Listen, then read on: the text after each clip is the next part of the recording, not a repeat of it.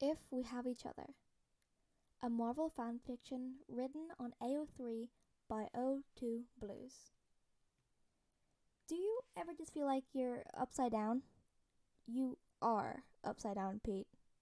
Sounds fake. Tony shoots an unamused look at the kid, who is currently upside down in a chair. His legs, clothes and pajama bottoms he slept in, are wrapped around the backside to balance himself, and his face is steadily getting redder from all the blood rushing to his head. Why do you have to talk like that? Peter huffs, sticking his tongue out at Tony. It doesn't have much effect, probably due to the fact he looks like a 4-year-old. Talk like what? Like a teenager. Mr. Stark, I'm not sure if you've noticed, but I am a teenager. Certified and everything. Shut up. Ignoring his exaggerated pout, Tony turns back to the pan in front of him. He's cooking breakfast. But he pauses for a second, realizing something. Kid, why are you up so early?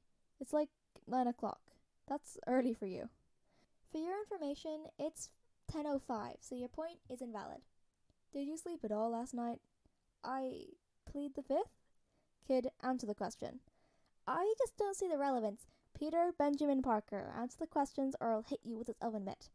Okay, maybe I didn't. But in my defense, I was doing homework and then Ned texted me and wanted me to play Minecraft with him and then Tony interrupts his rambling. This is not in your defense whatsoever. In fact, it's pretty much the opposite. Listen, Peter says, suddenly twisting around so he's right way up again. He blinks, obviously disorientated, and takes a moment to gather his senses. Listen. I'm listening. Oh, I wasn't actually planning on saying anything. Tony pinches the bridge of his nose. Just go wake up, Morgan, and for Christ's sakes, get some sleep tonight. If I send you back to your aunt after this and you're half conscious, it is me who has to face her wrath. Is that what you want? Me facing her?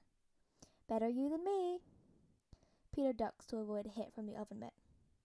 After breakfast, which involves far too many pancakes being eaten and far too much syrup being spilled, Peter and Morgan disappear for the rest of the morning and afternoon into some complicated game that Tony doesn't even attempt to understand. He makes the decision to conjure up some good old-fashioned coffee and retreat to his study. Not because he has anything particular to work on, he just has a really comfy desk chair. Spinning in said chair absent-mindedly, Tony sips on his coffee and begins to organize his thoughts. Brackets. Pepper, who has gone on a business trip, got that from some self-help article on the internet. God help him. It's Saturday, one of those weekends where Peter sleeps over at the cabin. It's been pretty routine, bordering on domestic. The younger version of Tony would never have believed he'd baking cookies at all, let alone on a Friday night. But they weren't even that bad. The batch tossed in the trash was because he accidentally used salt instead of sugar doesn't count. Tony eventually stands up, intent on putting his mug back.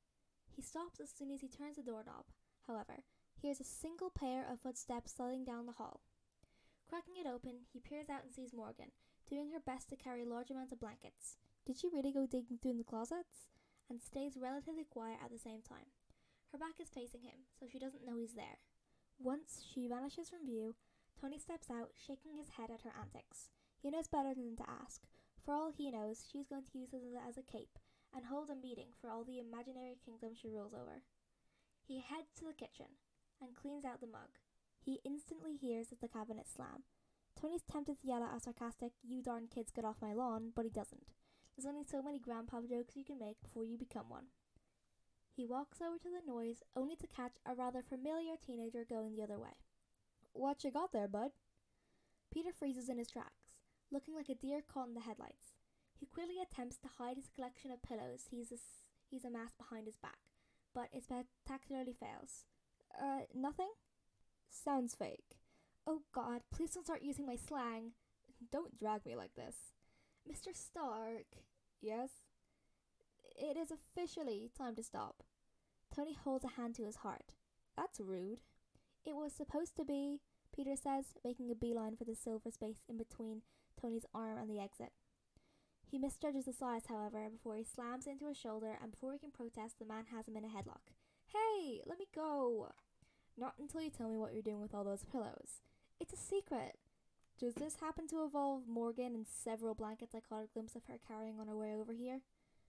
Would you believe me if I said no? Not really, Tony answers. He lets him go, but makes sure to ruffle his curls and stick up in all directions. You're not that convincing, sadly. Peter rolls his eyes, squinting up at his hair. He shakes it out of the way and crinkles his nose. You didn't have to do that.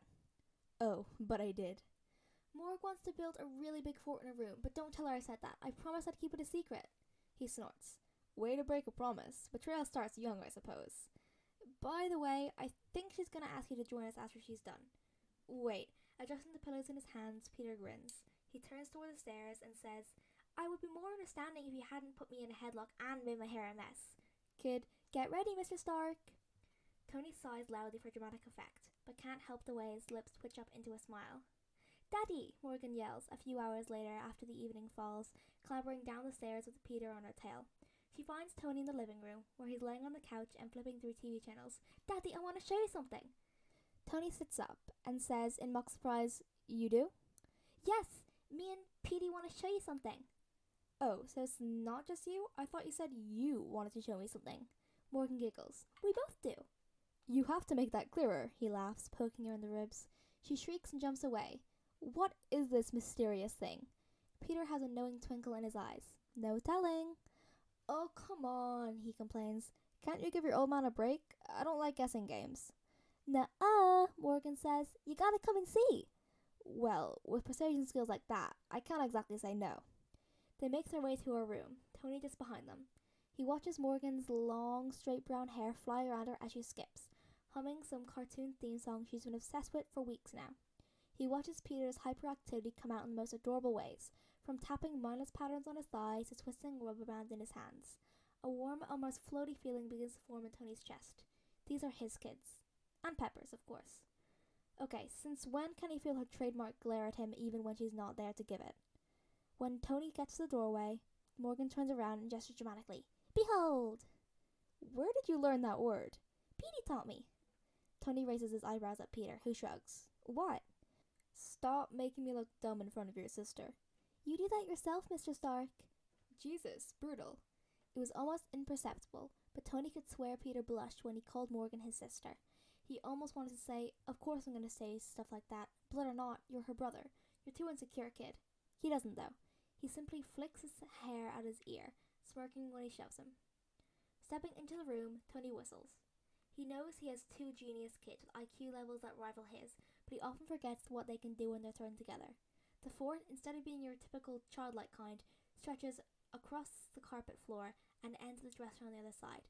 It's propped up using various contraptions, a stack of books holding down one corner, heavy toy on the other, her fairy lights, a Christmas gift from Rhodey a few years back, are on the fort itself, visible from the entrance, decorated with colourful construction paper cut up into ribbons.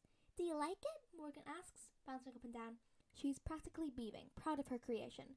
Do I like it? Tony repeats. He picks her up, lets her sit on his waist. Of course I do. You built all this? Petey helped too, she laughs, kicking her feet. He helped a lot. Peter shrugs. Morg did most of the work. Well, yeah, I planned it, but you helped. Don't be so modest, Tony supplies, quickly marveling at his daughter's vocabulary. Yeah, I read that in a book. You heard the girl. Don't be so modest. Peter's face is clearly pink, the subject changing remarkably fast. He prompts, Morg, don't you want Mr. Stark to go inside? Traitor, Tony mouths as Morgan squeals and squirms out of his grip, talking about pretzels and chips she has in there, so please be careful getting in, Daddy, they'll spill. He tries not to groan before slowly lowering himself down because, damn it, he's not that old. His knees say otherwise. Many elbows in the ribs later, they get situated. It's a miracle the whole thing doesn't collapse on him, to be honest. Peter yawns, burying himself into Tony's side without a second thought. I'm tired, he mumbles. That's because you stayed up all night, Tony says helpfully. Morgan picks up a teddy bear, hugging it tightly. Daddy, you should tell us a bedtime story. And because Tony is just that great, he does, inventing something on the fly about rural knights and a cursed princess and a fire-breathing dragon. He actually kind of gets into it, imitating voices and everything, until about 20 minutes later he realizes they're no longer listening. The warm, floaty feeling in Tony's chest from earlier grows, looking at Morgan, who is fast asleep and snoring. Her head rests on his stomach, and Peter is in his arms. It's a slightly uncomfortable position to be in, but he wouldn't trade it for the world. Tony realizes then this is what happiness is supposed to be. Underlying, encompassing reassurance. The certainty that the moment you're living in is worth it. He spent his whole life complacent of the idea of never finding peace, convinced his own trauma would follow him to the grave. But this is peace.